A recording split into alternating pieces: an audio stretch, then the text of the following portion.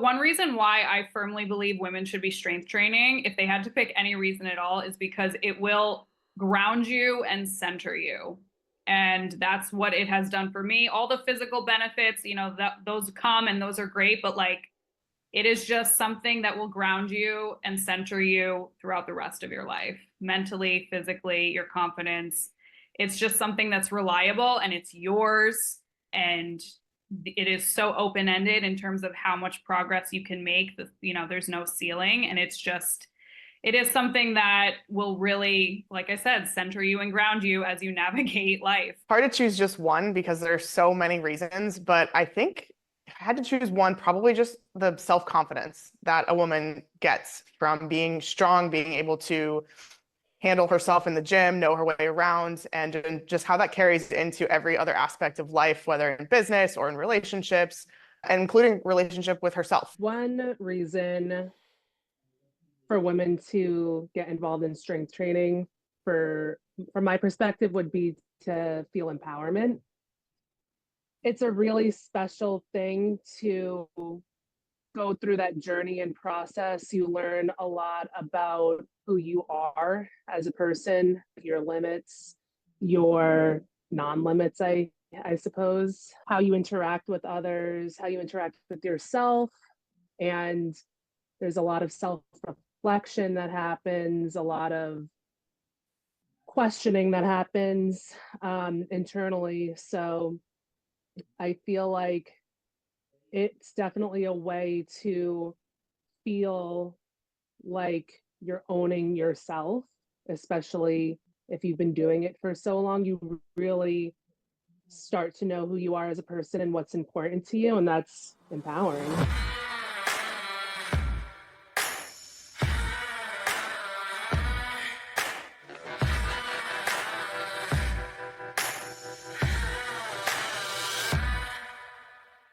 Now, we have three different types of women who are strength training and really pushing themselves on the show today. We have Olympic lifting, powerlifting, and bodybuilding. Lauren, can you explain what is bodybuilding? Yeah, so the sport of bodybuilding is the demonstration of the human body in its peak condition. So the development and the symmetry of the muscles of the human body on display. The sport, there's different divisions. There is a point system, but you're really competing against yourself. It's a very solo sport because every time that you compete, you're bringing a better quote unquote package to the stage. But you are competing against, your competitors in your division, and there is a point system, and you're competing on who has the most symmetrical and developed physique that day. So there's nothing to do with actually lifting something while you're in a competition. Nope. It is solely about posing, demonstration of your presence, how the body looks, and what the physique looks like. And obviously, you have to do a lot of lifting in order to be able to compete in a sport like this, but it's purely aesthetics once you're at a bodybuilding competition. Is that correct? Correct. 100% about aesthetics. What is powerlifting? So powerlifting is a sport where you are competing in squat, bench, and deadlift, and you are competing for maximum effort.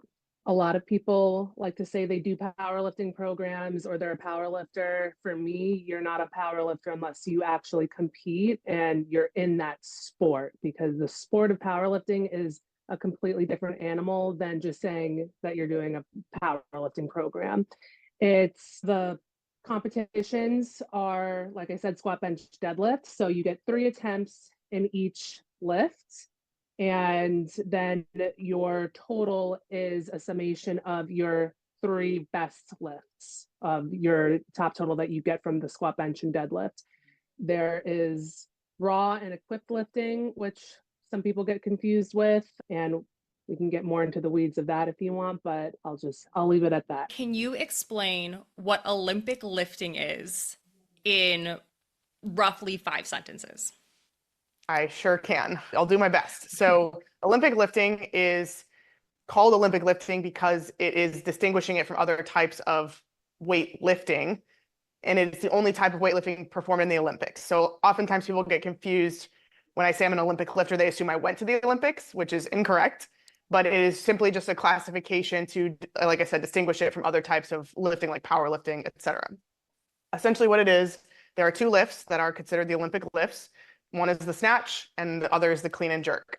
The snatch is going from the ground to overhead with the barbell in one continuous motion. And then the clean and jerk is two movements, the clean going from ground to the rack position and the jerk being from the rack position to overhead. So essentially two different ways to get the barbell from the ground into an overhead locked out position. Those are the two lifts that we do. How long have you been training this way? Yeah, so strictly, training for the sport, I would say since 2018. I did my first show in 2019.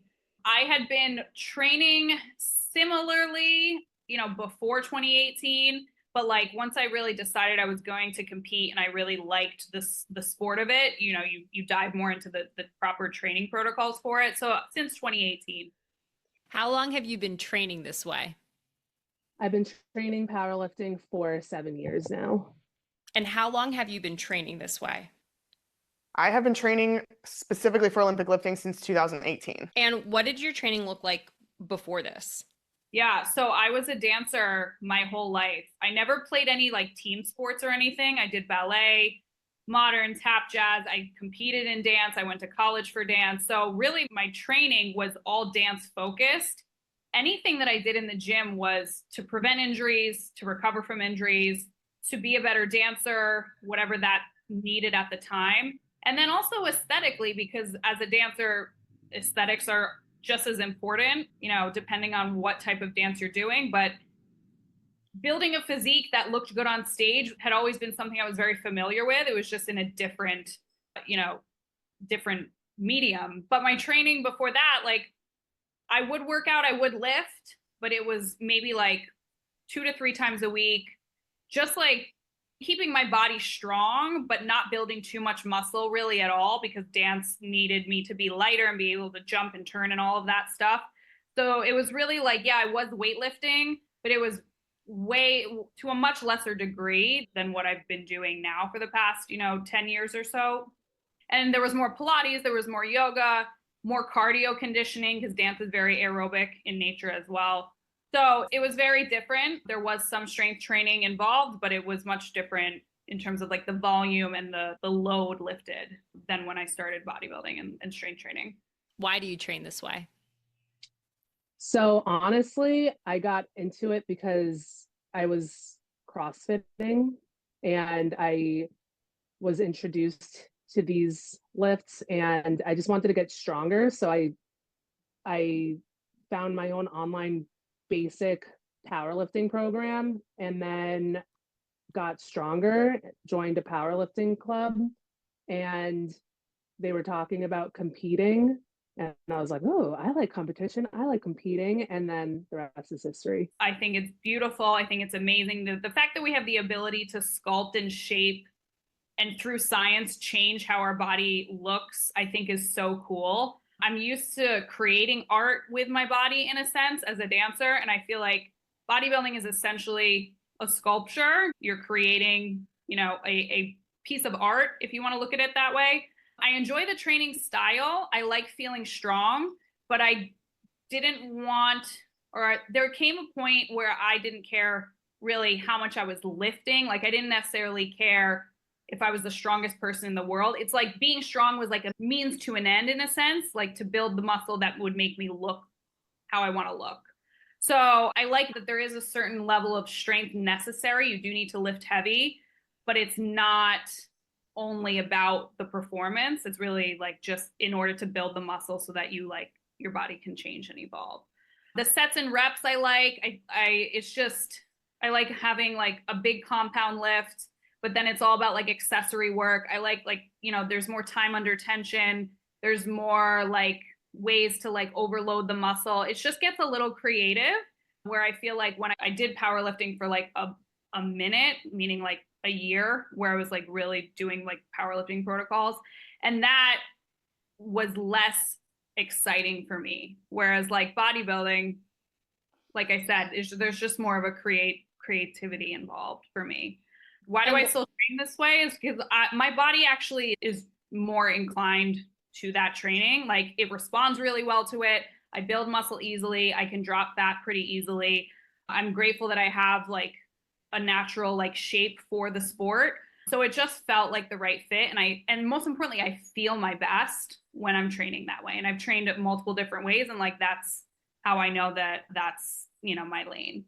what got you started in Olympic lifting in the first place? I know in your bio, we have a lot in regards to gymnastics, we have a lot in regards to kettlebells. So, what was that spark to try Olympic lifting? It was at that time, it was kind of a turning point in my life. I had just moved from the West Coast to the East Coast, and I wanted to train for something and compete in something again. I hadn't competed in sport since I was a competitive gymnast, which I stopped when I was 15. And at this time, I was 27, and I just got the bug to compete again and really have a specific focused goal that I wanted to strive for. And I knew I wanted it to be something in the world of strength. And at the time I was really into kettlebell training, but there isn't really a strength-based kettlebell competition. There's kettlebell sport, but that's much more endurance-based, and strength is much more my jam. So I was trying to think of other ways that I could get involved in competition that would allow me to showcase the strength that I had been working basically my whole life on building. So at the time I hired a coach and I said those exact things. I want to train for something. I want to compete. I'm thinking maybe powerlifting or maybe Olympic lifting. He himself is an Olympic lifter, and so he was a little bit biased, but he also said that with my gymnastics background, it lends itself well to weightlifting because of the amount of mobility and proprioception body awareness required to be successful in the sport. So I already had a good foundation of strength and body awareness and mobility. So I really just needed to learn the technique for the Olympic lifts and put it all together. And so that's kind of when I started working with him in 2018. And then I did my first competition in 2019. When it comes to training for bodybuilding versus powerlifting or Olympic lifting, what's the difference in terms of like the reps and the sets that you're typically doing for a bodybuilding workout? Yeah. So like if we're taking legs, for example, you typically would start off with like a compound lift, like deadlifts or, squats as you would, maybe in powerlifting. But the difference is like, you're probably only going to go as heavy as like 6 reps, which as, the power lift will describe that it's much, much lower reps schemes than that. So you're going like as heavy as like a 6 rep max, but then also going as high as maybe like 12 to 15 on like a compound lift. So that in and of itself is where like the strength component of it differs. And then the accessory work can be like traditional hypertrophy rep ranges, like 8 to 12 is the sweet spot. But then, when you're getting more advanced and you're trying to really overload the muscle, you might do tempo work, you might do pauses, you might do drop sets, and that can be like, 15 to 30 reps. There's a lot more like manipulation and like higher volume, which in like powerlifting or Olympic weightlifting, like that's not really a thing. So it seems like there's a lot more nuance in terms of sculpting the body versus the performance aspect of the other sports. Yeah. And one other thing I would say is sometimes you'll see bodybuilders do exercises that look really strange. And it's because they're trying to get the muscle at a certain angle. Whereas like Olympic weightlifting and powerlifting, it's really about the movement and the performance. Whereas like bodybuilding, it's like, we're just trying to like accentuate certain muscles.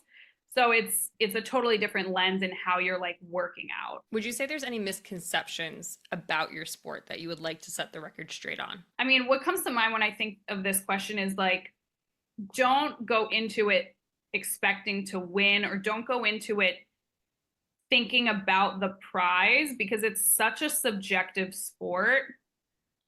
Yes, there's a point system, but it's really like subjective to who the judges are that day. And you might be bringing a better package and you might look better and be doing better than you did last time, but like, don't expect to win. Like, don't go into this sport thinking it's a sport where you can rack up medals. Like maybe, but you really should be going into it for the right reasons and knowing your why. I think when people do this sport, they think they can just kind of come in, win shows, become pro. It's like it takes a lot of work.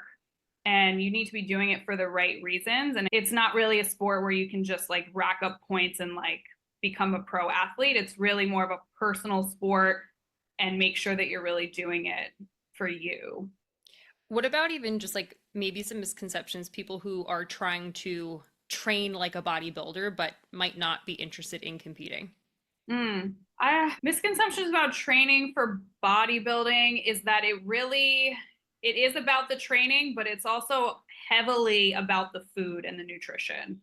And I think if you're trying to look like a bodybuilder or train like a bodybuilder, you almost need to put the same, if not more, emphasis on the nutrition, because that's what's really going to sculpt and like reveal the physique that you're probably envisioning.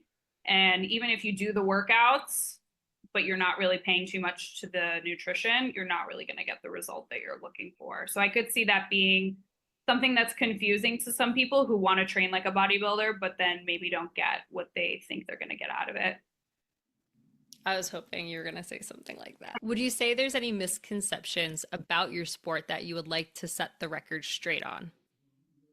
Yeah, there's a few. I think there's a few misconceptions for people who are completely on the outside of it, and then for novice lifters as well. So going from people who are outside of it, a lot of people think that powerlifters are just fat and deconditioned and they just lift really heavy weights and they're strong.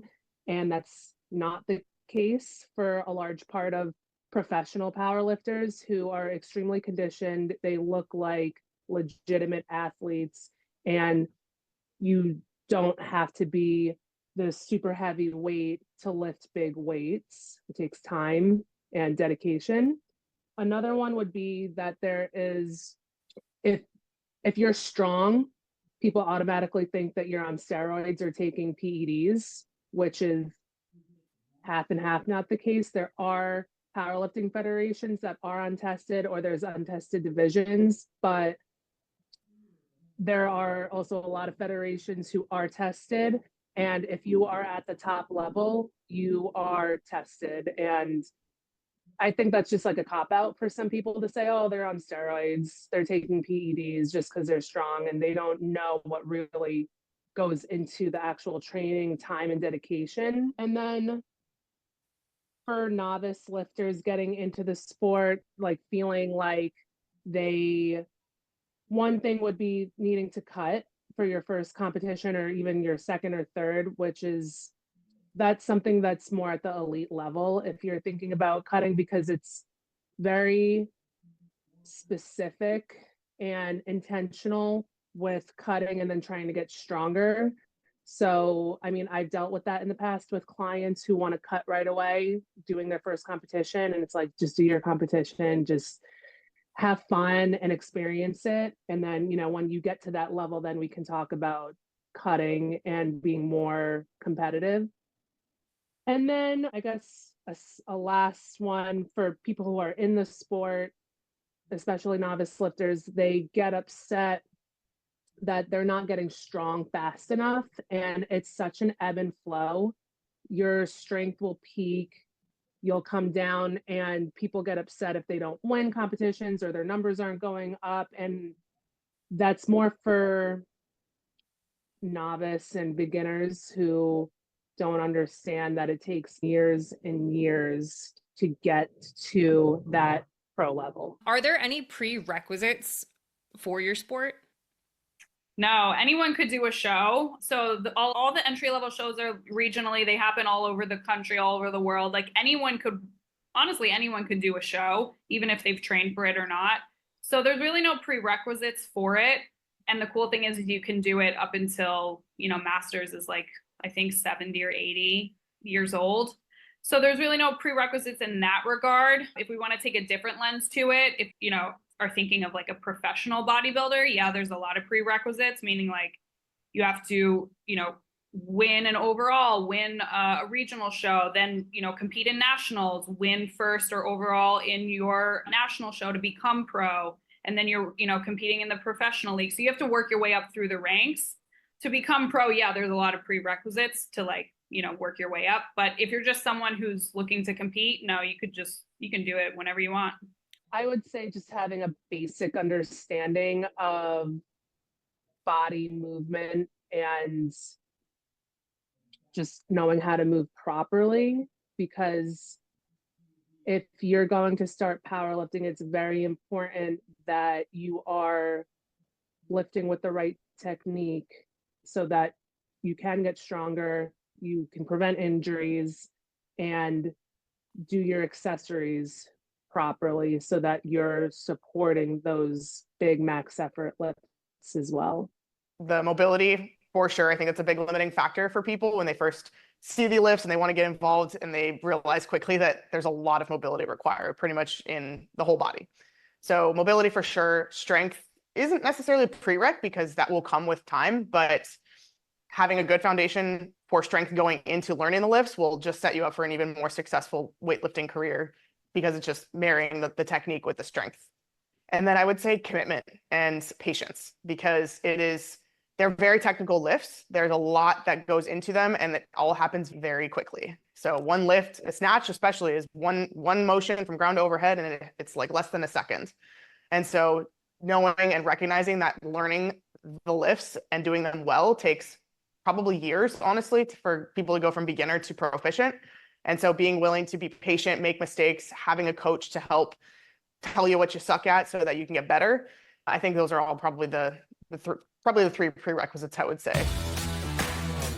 Are you ready to start building strength but feel overwhelmed by complicated workouts and influencers on social media? Foundations is your answer.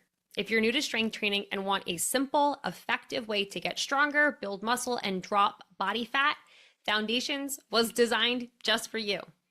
What you'll need to get started are just 3 kettlebells. That's it.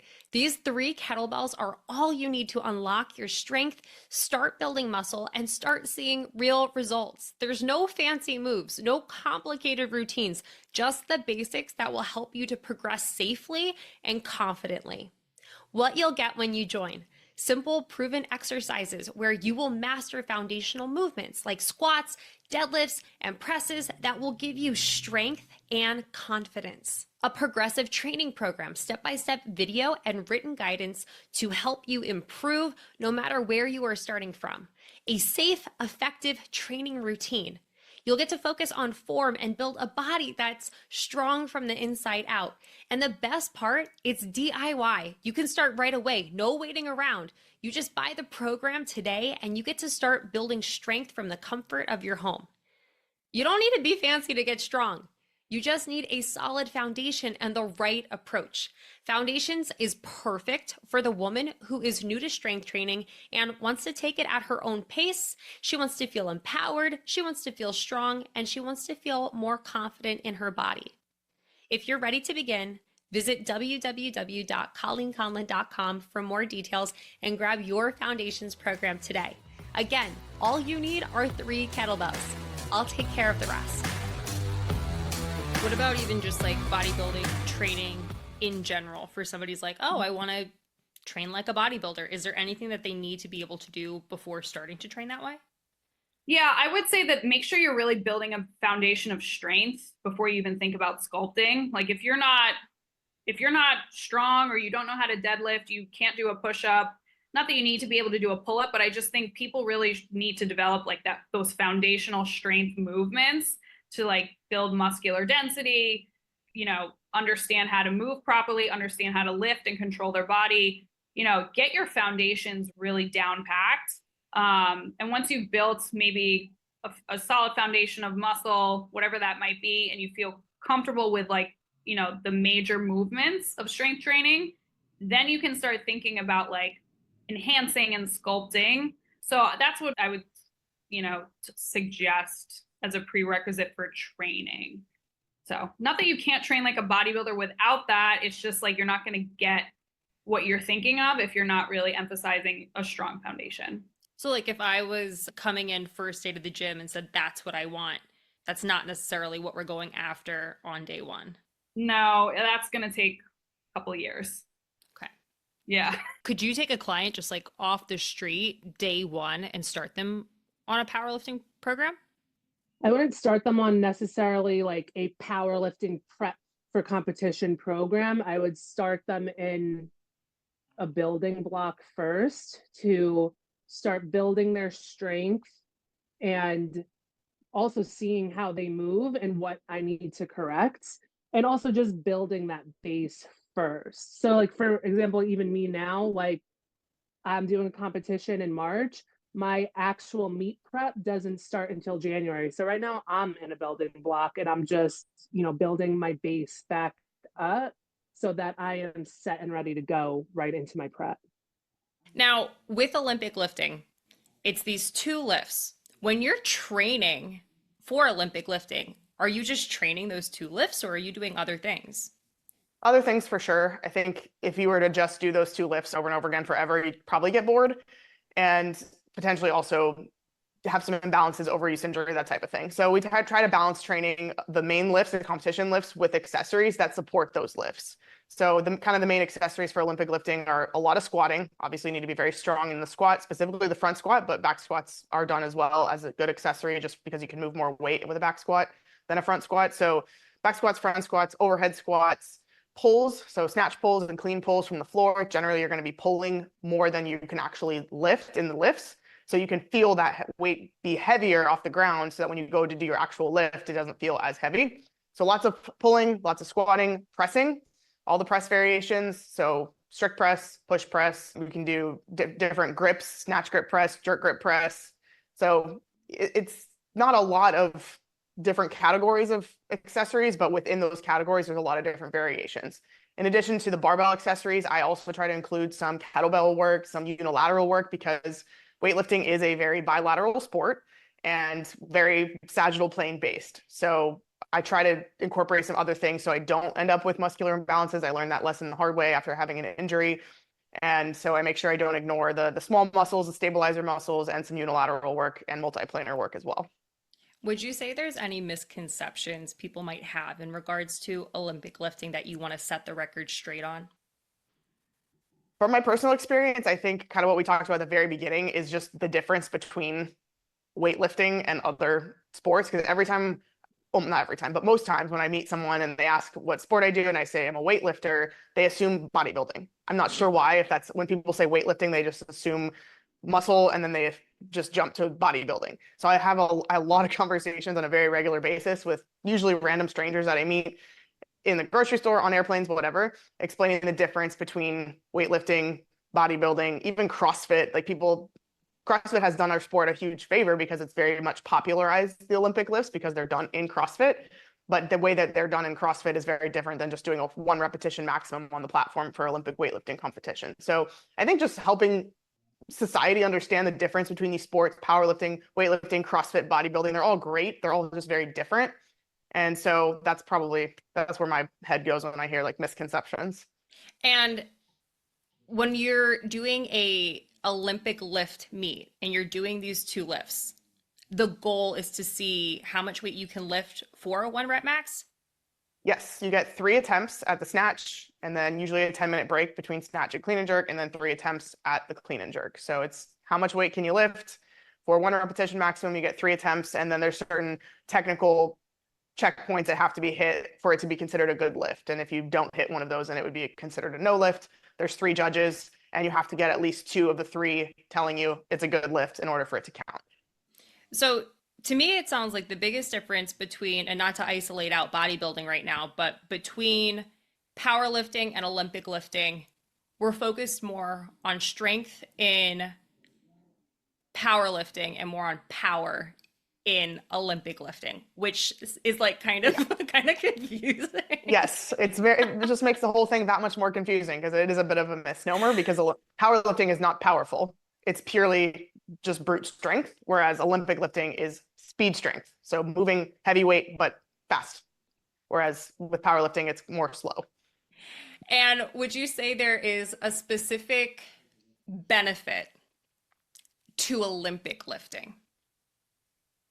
Over powerlifting or in general? Yeah, like,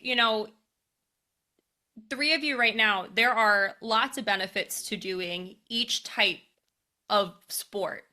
What is the main benefit to, I'm like getting confused in my head, like powerlifting, Olympic lifting. What is the main benefit to going the route of Olympic lifting? I think it just makes an athlete more powerful, more explosive, which translates to other things potentially in the world of athletics. Other sports require explosive power.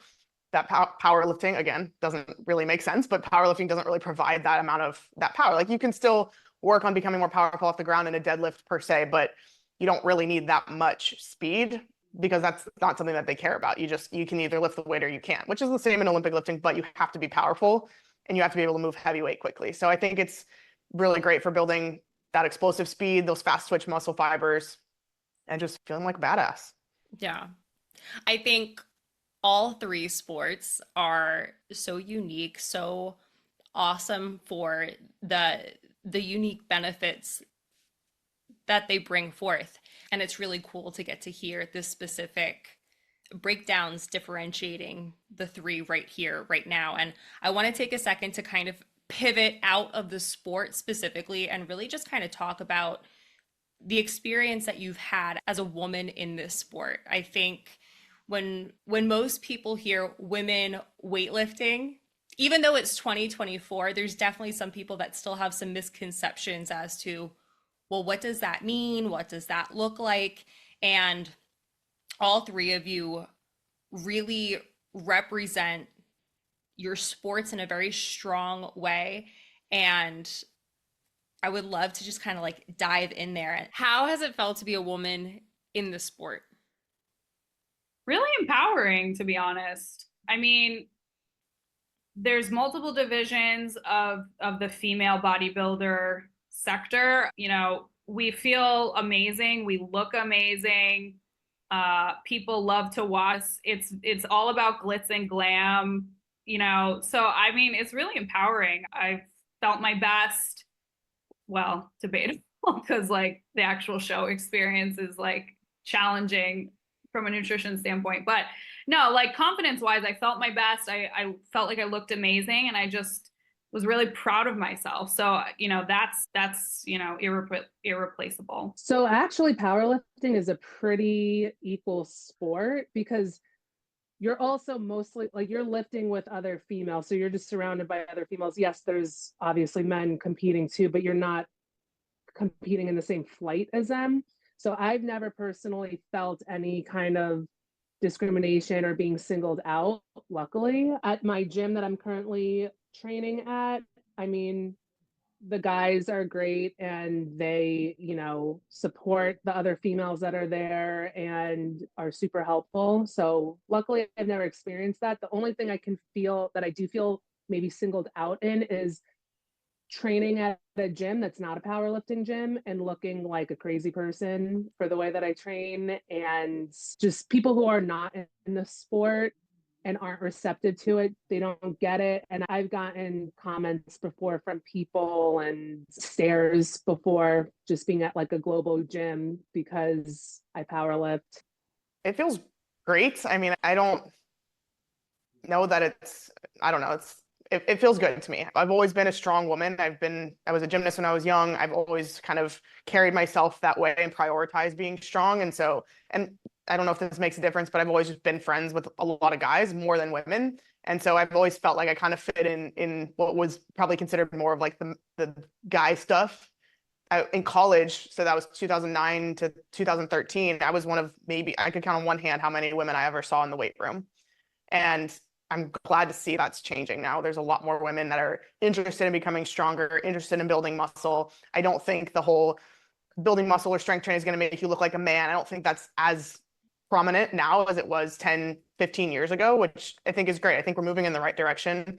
I think people are very tuned in now to the benefits of strength training for women, strength training for everybody, strength training throughout the lifespan, which I think is all, you know, too late that we're now like in 2024, we're now understanding this, but I think better late than never. And I think we have made great strides in that arena. And so I think, especially in Olympic weightlifting, I don't know how it is in the other sports, but there are now, I think, typically in the national meets, there are more female registrants than there are male.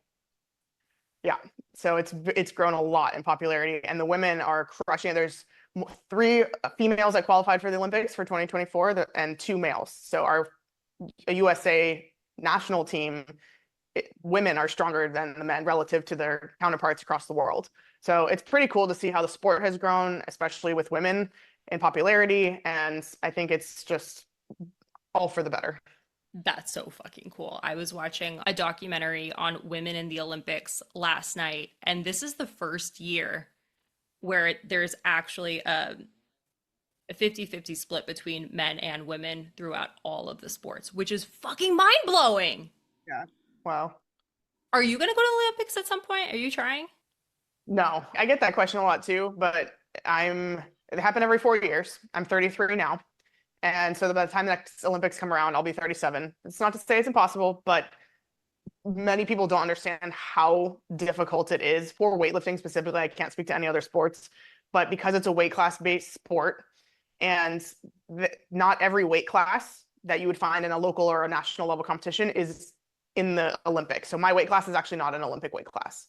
So in order for me to even make the Olympics, I would have to cut down to 59 kilos or go up to closer to 71 kilos. And because I compete at 64, it's not even an Olympic weight class. So it's that, but then also you have to be not just the best in your weight class, you have to be the best in your country, and then you have to have a higher ranking than people in other countries around the world to even be in contention for the Olympics. So it's incredibly difficult to make the Olympics for weightlifting. And that's honestly isn't my goal either. Like it never was. And at this point, I've achieved all the goals that I had in weightlifting that I had set for myself. My goal was to get on the podium at nationals, which I did last month. And I never even thought I'd be good enough to compete at the national level, let alone medal. So I have a lot of other things that I do in my life. Weightlifting is like my fun thing and my hobby. And it's not something that I'm trying to make a career out of, because in order to make the Olympics and be that good, compete at that high of a level, you can't really have a normal life. You can't have a job. You can't have other things that you do because you have to train full time and sleep a ton, which I already do, but even more. And so I'm very accepting and come to terms with like, this may be as far as I go, and that's totally cool. It's something that I do for fun because I enjoy it, but it's not something that pays the bills, and it's not something I want to make a career out of because I feel called to do a lot of other things and serve in other ways. And what about how it's felt just being a woman who strength trains? Are there any moments that kind of stick out to you on your journey training in commercial gyms or independent studios where, I don't know, maybe just like something that just like stuck out? Maybe somebody made a comment, maybe a positive or a controversial comment that you would like to share. I would say what stands out the most is people, noticing or complimenting on how strong I am or was at the time. People telling me, how inspired they are by me, or, that they're impressed that I can do X, Y, Z. Usually it's like, multiple pull-ups or the amount of weight I can lift on the bar. So that has always stood out to me because it's really awesome to hear. Singled out, not necessarily in a bad way. I think the only thing that really comes to mind is, when you're waiting to use another piece of equipment, and if a guy is using it and they're like, oh, you want me to take these plates off? It's like, no, you can actually leave those. I'm going to use those first.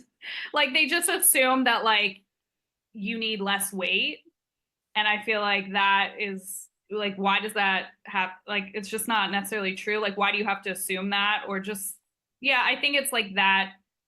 It's getting better, but I still think that the general consensus is that women need to be like a little catered to, or like, I don't know if that's the word. The general consensus is that women might need to have like more modifications, or like that they can't lift as much from a man's perspective. So that was always interesting to me, but that's like, I guess the only quote unquote like negative time I felt like I've been singled out. But you just put them back in their place and it's like, no, I got it, thank you. How do you handle those situations? I really don't care. I just ignore them because they don't understand. They just don't understand. So I'm not upset. I just kind of brush it off. But I've had people saying like, oh, why are you slamming the weight so loud? Do you really need to do that? Why is your setup like this? All these things. And it's like, you're not in the world, so you don't get it. So I brush it off. I really don't care. Has anybody ever made a comment to you, like when you're in one of those global gym settings, just saying anything like, wow, that's incredible how much weight you're lifting? Yeah, I've gotten that before. People come up to me, they're like, wow, you're doing amazing. What, like, you're so strong. And it's nice because it's not something that they necessarily see every day. But like, if I go to my powerlifting gym that I'm at now, it's like, oh yeah, okay, she's just doing her thing. Thinking back on my experiences in gyms, which I don't train in a commercial gym anymore. Every once in a while, if I'm traveling, I do. But back in the day, I was often training, in college and then afterwards when I worked at a commercial gym. And I can't think of a negative experience that I've had more positive than anything. And I think, especially now that I'm 33 and I've had a lot of years of strength training under my belt, I've built a physique that you can't, there's no getting around the fact that I clearly lift a lot of weight and I've been doing so for a long time. So I get a lot of comments, questions. They're usually positive, or people are just inspired and usually just kind of blown away by how strong I am. I mean, I'm not trying to sound cocky, but like I'm lifting more than most of the guys in the gyms that I work out at when I travel or wherever I go. And so I usually just get both men and women approaching me, asking me what I do, how I train, what I'm training for, how long I've been training. And it's generally usually positive. And I used to feel some type of way about it and try to, hide it or get annoyed by people interrupting my workout. But now I just look at it as more of an opportunity for me to inspire and empower other people to want to do the same. And so I never get annoyed anymore. I just embrace those conversations and see it as an opportunity for me to hopefully inspire somebody else to want to go and get stronger as well and improve their life and their health through strength training. That's such a good answer. For somebody who's looking to get started with strength training or with bodybuilding in particular, what would you like to tell them? For someone who's looking to strength train and or get into bodybuilding, my advice would be really understand why you're doing it and get the right, guidance and advice in place, whether it's getting a coach so that you're really using your time efficiently, making sure that your training program and your protocol actually makes sense and is progressed properly, which brings me to my second point, make sure you are progressing. If you're not progressing in anything, you're not going to get stronger and you're not going to build whatever body you're thinking of. So get a coach, make sure that you're starting off on the right foot. That's number one. Number two, look at this as a journey and a process and an experience to really learn a lot about yourself and what you're made of, and enjoy learning more about yourself, because you're going to learn a lot about how you handle adversity, struggle, how resilient you are, how mentally tough you are, how patient you are with yourself. That's really what it's about at the core. The training and nutrition, are the avenues, but just really get clear on that for yourself before you start and make sure that you're going into it with excitement, but also patience. For someone who's looking to get started in powerlifting, what would you tell them? I would say get a coach for sure, so that they can guide you in the training and just the sport in general. There's a lot of nuances that go with it, and it's really difficult to get into it without having that coach and guide kind of leading the path for you, because there are a lot of things that you're not going to know and that you might miss, and that won't set you up for success. So getting a coach who knows what they're doing training wise, so that you're not getting hurt and that you can perform the best on competition day. And also just telling you the gear that you need, letting you know how competitions are actually run, what's going to happen, so that you can be set up so that you can lift properly, because there's a lot of rules at competition that you need to follow, and you can fail lifts for very, very stupid reasons. Like what?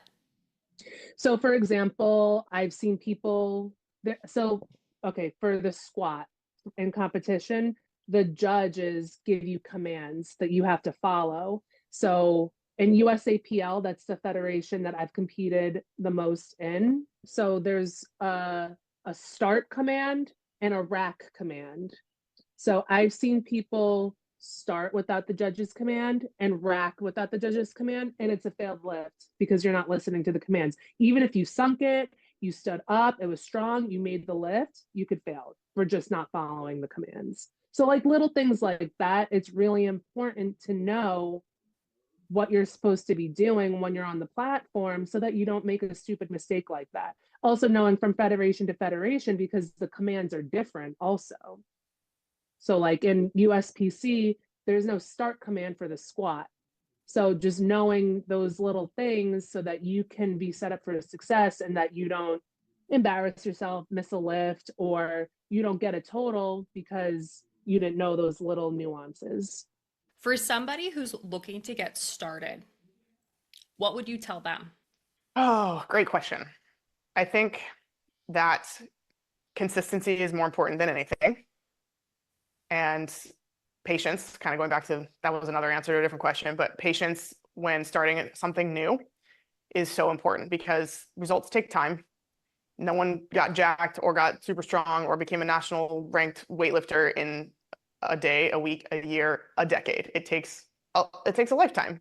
And so the people that you probably are looking up to and wanting to emulate, they've been doing this for a very long time. And so understanding going into it that wherever you are day one is day one of many, and just sticking with it, trusting the process, I think is very important. And it doesn't matter. You don't need the perfect program. You could have the perfect program. You could have the perfect meal plan. You could have the perfect everything, but unless you're executing on it consistently, it doesn't really make a difference. So consistency trumps everything when it comes to getting results in anything. And that's not just for fitness, that's for finance, relationships, everything in life takes consistency and time. So that's one.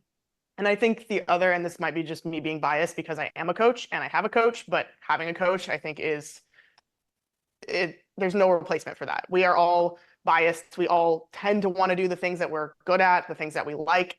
And very rarely, when left to our own devices, are we going to do the things we suck at or the things that we hate. But sometimes that's what we need to do. And so our coaches help us stay honest, stay accountable.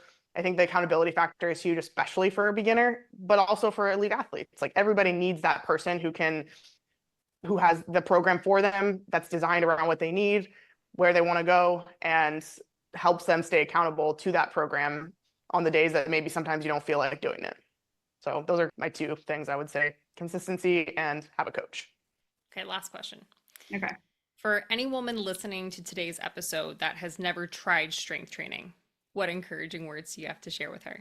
For anyone starting to strength train, I would say go into it with compassion and patience, and just know that anyone who you might be looking up to, who you think looks amazing or is doing these amazing things in the gym, like they at once had a starting point, and they at one point didn't look like they look. So they had to go through the same, journey that you are about to go on, and they just made the decision to keep showing up, every day for X amount of years. So give yourself permission to experience it, and, don't let yourself down either. Keep showing up for yourself. For any woman who's listening to today's episode that has never tried strength training, what encouraging words do you have to share with her? I would say my biggest thing is don't be intimidated by going into the weight section of the gym and figuring it out, because I'm telling you, half the people there don't know what they're doing either. So